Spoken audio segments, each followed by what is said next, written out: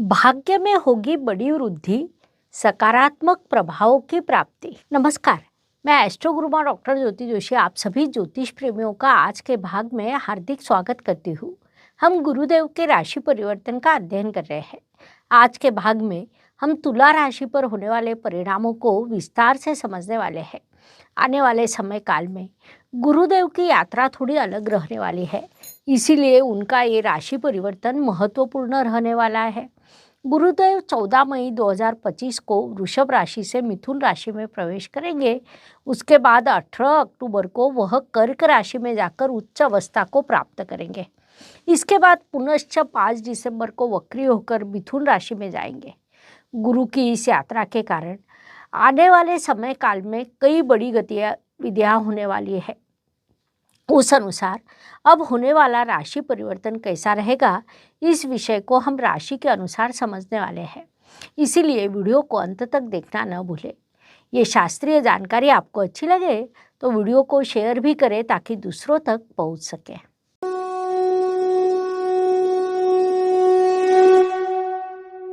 अभी 2025 से लगभग 8 वर्ष गुरुदेव अतिचार गति में रहने वाले हैं।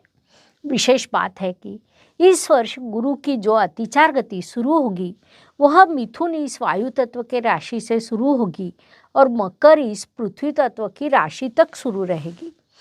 ये 8 वर्ष विभिन्न प्रकार से परेशानी का रह सकता है।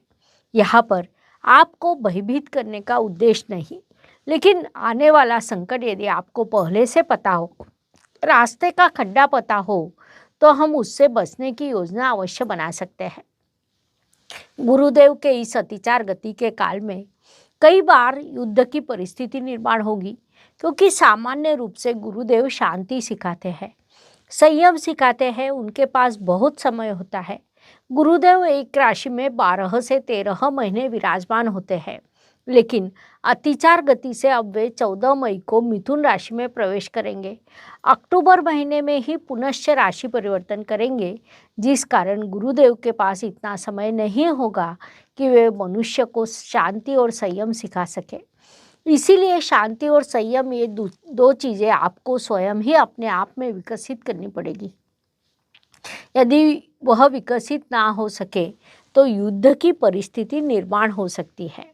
इसके अलावा देशों देशों में विवाद बढ़ने की संभावना है, क्योंकि इस 2025 वर्ष में कई ग्रह जल तत्वों में इकट्ठा होने वाले हैं। संक्षेप में शांति एवं संयम सिखाने वाले गुरुदेव सदैव हमारे पीछे रहते हैं, लेकिन इस समय काल में वे आपको कुछ अधिक सिखा नहीं पाएंगे, जिस कारण मनुष्य ने अपनी इच्छा शक्ति से, अपनी बुद्धि से शांति बनाए रखना, संयम रखना आवश्यक रहेगा। क्योंकि युद्ध की स्थिति में किसी के लिए भी लाभकारी नहीं होती, उससे मनुष्य जीवन का अत्यंत बड़ा नुकसान होने की संभावना रहती है, जो इससे पहले हर बार अर्थात जब जब गुरुदेव अतिचार गति में थे तब तब बड़ा नुकसान हुआ है।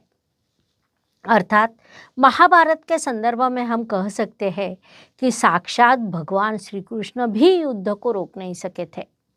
गुरुदेव के अतिचार गति के कारण युद्ध हुआ और उसका दुष्प्रभाव हजारों वर्ष तक पृथ्वी पर रहा है। प्राकृतिक आपदा निर्माण होना ये दूसरा प्रभाव होने की संभावना है। प्रकृति का रौद्र रूप देखने की स्थिति निर्माण होना, ये सभी दुष्प्रभाव आने वाले काल में निर्माण होने की संभावना है। विशेष बात है कि गुरुदेव जब वायु तत्व की राशि में 14 मई को प्रवेश करेंगे, इसके बाद 17 मई को राहु ग्रह कुंभ इस वायु तत्व की राशि में प्रवेश करने वाला है, जिस कारण गुरु और राहु में तत्व युति निर्माण होगी। ये तत्व युति भी बड़े संकट का कारण बन सकती है। अर्थात यहाँ पर होता क्या है कि गुरु की 9वीं दृष्टि राहु पर होगी और राहु की 5वीं दृष्टि गुरुदेव पर होगी। गुरुदेव की दृष्टि से राहु को सकारात्मकता मिलती है, तो राहु की दृष्टि से गुरु के कारकत्व में कमी निर्माण होती है। ऐसी एक बड़ी अंतर्विरोध की स्थिति यहाँ पर निर्माण होगी। इस स्थिति में शुभत्व निर्माण करने के लिए ग्रह पूरा प्रयास करते हैं, जिस कारण कहीं न कहीं उनकी गति बढ़ती है।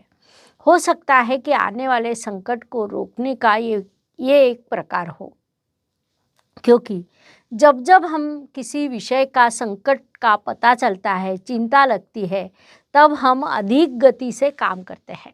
उस अनुसार हो सकता है कि गुरुदेव की अतिचार गति आने वाले संकट को रोकने के लिए निर्माण होने वाली है। राहु राक्षस ग्रह माना जाता है। ऐसे राहु की पंचम दृष्टि गुरुदेव पे होने के कारण यहाँ गुरु का बल कम होता है। एक और महत्वपूर्ण बात है कि गुरु और राहु दोनों की तत्व युति वायु तत्व में बनने वाली है। वायु तत्व में राहु ग्रह अधिक प्रबल होता है और गुरु निर्बली होता है, क्योंकि मिथुन राशि में गुरुदेव निर्बली होते हैं। एक और राक्षस ग्रह का बढ़ा हुआ बल और देव ग्रह का कम हुआ बल भी संकट का एक संकेत कहा जा सकता है। उस स्थिति को बदलना संभव नहीं, लेकिन ग्रहों के इस गोचर में हम अपने बुद्धि का उपयोग कर समझदारी से, संयम से मार्गक्रमण करने की दिशा को चुनते हैं, या हमें अधिक सकारात्मकता प्राप्त हो सकती है। गुरु ज्ञान का कारक है, बुद्धि का कारक है, सखोल अध्ययन का कारक है। अर्थात जब हम अपने महान ऋषियों का विचार करते हैं, तब उन्होंने अपने बौद्धिक सामर्थ्य से, ध्यान से, धारणा से खगोल शास्त्र विकसित किया। उस काल में उन्होंने संशोधन किस प्रकार किया होगा, इसका उत्तर आज भी हमें प्राप्त नहीं हो सकता। इतना सखोल अध्ययन उन्होंने किया है।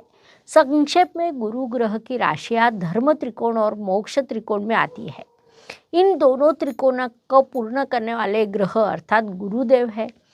मनुष्य अपने जीवन में जो कुछ कार्य करता है, उसकी जो इच्छा होती है कि जीवन में सुख समाधान प्राप्त हो, मेरे परिवार में सुख शांति हो, मैं जीवन उचित पद्धति से व्यतीत कर सकूं, ये सभी चीज़ें गुरुदेव के अधिकार क्षेत्र में आती है। वैसे गुरुदेव का राशि परिवर्तन तुला राशि के लिए कैसा रहेगा, ये हम समझने वाले हैं। तो महाभारत के शांति पर्व में लिखा गया है कि गुरु की कृपा से ही मोक्ष प्राप्त होता है। तुला राशि के लिए गुरुदेव का ये राशि परिवर्तन अत्यंत महत्वपूर्ण रहने वाला है, क्योंकि वे अभी आपके भाग्य स्थान में प्रवेश करने वाले हैं। भाग्य स्थान के गुरुदेव आप पर कृपा दृष्टि अवश्य बनाएंगे। गुरुदेव आपके भाग्य स्थान में प्रवेश करने वाले हैं, जिस कारण भाग्य समृद्ध होना, धार्मिक कार्य वृद्धि होना, परिवार में किसी धार्मिक कार्य का आयोजन होना जैसे शुभ प्रभाव आपको प्राप्त होने वाले हैं। तुला राशि के लिए गुरुदेव तृतीयेश और षष्ठेश होते हैं। विशेष बात है कि षष्ठेश जब भाग्य स्थान में आता है, तब वह अर्थ प्राप्ति के लिए योग निर्माण करता है। उस कारण से भी गुरुदेव का राशि परिवर्तन आपके लिए महत्वपूर्ण रहने वाला है। जैसा हमें पता है कि गुरुदेव को पंचम, सप्तम और नवम ऐसी कुल 3 दृष्टियाँ होती है। स्थान के साथ उनकी दृष्टि भी महत्वपूर्ण मानी जाती है। उनकी दृष्टि के अत्यंत बड़े परिणाम होते हैं, क्योंकि उनकी दृष्टि को अमृत दृष्टि कहा जाता है। इस अनुसार भाग्य स्थान में प्रवेश करने वाले गुरुदेव की पंचम दृष्टि आपकी राशि पर, सप्तम दृष्टि आपके तृतीय स्थान पर और नवम दृष्टि आपके पंचम स्थान पर होगी। कुल मिलाकर इन तीनों दृष्टियों से आप में कई सकारात्मक बदलाव होंगे। गुरुदेव की पंचम दृष्टि से आपका व्यक्तित्व समृद्ध होगा। किसी चीज़ की ओर देखने का आपका दृष्टिकोण बदलेगा, क्योंकि राशि पर जब गुरुदेव की दृष्टि पड़ती है, तब वे आपके विचार करने की पद्धति में बदलाव करते हैं। उस अनुसार इस काल में आपके विचारों में सकारात्मकता बढ़ेगी। जीवन में कुछ नया निर्माण करना है, कुछ क्रिएटिविटी का कार्य करना है, ऐसी तीव्र इच्छा आपके मन में निर्माण होगी। ये इच्छा राशि पर पड़ने वाले गुरुदेव की दृष्टि से निर्माण होगी। उस समय गुरुदेव की सप्तम दृष्टि आपके तृतीय स्थान पर भी होगी। कुंडली का तृतीय स्थान पराक्रम, परिश्रम और यात्रा का स्थान होता है। साथ ही बंधु सौख्य भी इसी स्थान से देखा जाता है। उस अनुसार इस काल में आपके लिए यात्रा के कई योग निर्माण होंगे। आप नज़दीकी लंबी यात्रा करने वाले हैं। यात्रा में आपके मार्गक्रमण की दिशा तय होगी। आप बड़ा परिश्रम करेंगे, उससे आपका व्यक्तित्व भी समृद्ध होगा। विशेष बात है कि ये सभी घटनाएं तीव्र गति से होगी, क्योंकि इस काल में गुरुदेव अतिचार गति से यात्रा करने वाले हैं। अपने बंधुओं के साथ पिछले कुछ समय से आपकी बात ना हुई हो, आप में दरी बनी हो, तो अचानक से आपका रिश्ता समृद्ध होगा। भाइयों से बहनों से आपका अच्छा वार्तालाप होगा, उससे प्राप्त होने वाला समाधान बड़ा होता है, इसलिए इस काल का पूरा उपयोग करें। भाग्य स्थान में प्रवेश करने वाले गुरुदेव की नवम दृष्टि आपके पंचम स्थान पर होगी। कुंडली के पंचम स्थान से हम शिक्षा, संतति, प्रणय इन चीज़ों को देखते हैं। महत्वपूर्ण बात है कि गुरुदेव की नवम दृष्टि भाग्य में वृद्धि करती है। पंचम स्थान संतति का स्थान होता है, अर्थात संतति का भाग्य समृद्ध होना, संतति ने सफलता प्राप्त करना, ये विषय सामने आता है। आपके पंचम स्थान में राहु ग्रह भी आगमन करने वाला है। उससे पहले गुरुदेव की उस स्थान पर पड़ने वाली दृष्टि नकारात्मक प्रभाव को कम करेगी, क्योंकि गुरुदेव की दृष्टि एक और भाग्य में वृद्धि करती है, साथ ही नकारात्मकता को भी कम करती है, उस स्थान के समस्याओं का समाधान निकालती है। उस अनुसार राहु के आगमन से जो प्रश्न निर्माण होने वाले हैं, उन्हें गुरुदेव अवश्य छुड़ाएंगे। शिक्षा की दृष्टि से विचार करें तो तुला राशि के जातक इस काल में नई पढ़ाई करेंगे। महत्वपूर्ण बात है कि पढ़ाई से आपका भाग्य समृद्ध होगा, आपका मार्गक्रमण अच्छा रहेगा, आपकी उन्नति होगी। अर्थात देवगुरु इन सभी प्रश्नों को नहीं छुड़ाते हैं, वे केवल वैसे अवसर आपके लिए निर्माण करते हैं। वे आपका धर्म त्रिकोण समृद्ध कर रहे हैं। धर्म त्रिकोण का सबसे प्रबल स्थान भाग्य स्थान होता है। वहाँ पर गुरुदेव आपके लिए सकारात्मकता निर्माण करने वाले हैं। संक्षेप में गुरुदेव का ये गोचर आपके लिए लाभकारी रहने वाला है। अर्थात अतिचार गति होने के कारण कई बार निर्णय लेने में चूक होने की संभावना रहेगी। उसे ना होने दे, क्योंकि किसी भी निर्णय के प्रभाव दीर्घकालीन होते हैं। इसलिए सोच समझकर निर्णय ले। जीवन अत्यंत सुंदर है, उसे प्रसन्नता से व्यतीत करें। सकारात्मक दिशा में मार्गक्रमण करें, ये सलाह आपको दी जाती है।